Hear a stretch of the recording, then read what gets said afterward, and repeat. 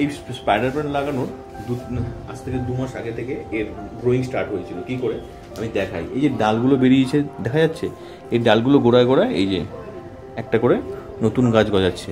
তো এগুলোকেই আমরা এই যে এই সমস্ত টবগুলোতে লাগিয়েছি এবং দেখো কতগুলো আছে, 1 2 3 4 5 6টা। তো এরকম করতে করতে বানিয়েছি। এই যে এখানেও আছে, এখানেও আছে, এক জায়গায় একসঙ্গে অনেকগুলো রো রয়েছে।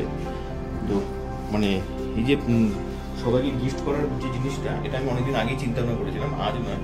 যেহেতু আমার কাছে অনেক স্পাইডার প্ল্যান্ট হচ্ছে এবং এই গাছগুলো সব থেকে ভালো হলো যে এগুলো ঘরের মধ্যে থাকে, রোদ লাগে না, হালকা জলে থাকে, আর কোনো রকম পরিচর্যা করতে হয় না।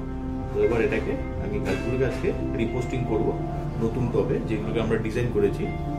এটা একটা টব, 15 টাকা করে কিনেছি টবগুলোকে।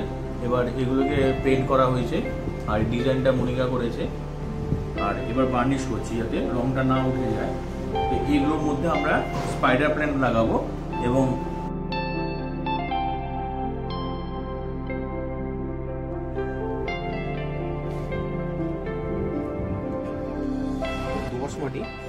দোআঁশ মাটির সঙ্গে আমি ভার্মি কম্পোস্ট, এই যে ভার্মি কম্পোস্ট, এই ভার্মি কম্পোস্টের মধ্যে আছে হচ্ছে বালি। বালি কেন মিক্স করবো?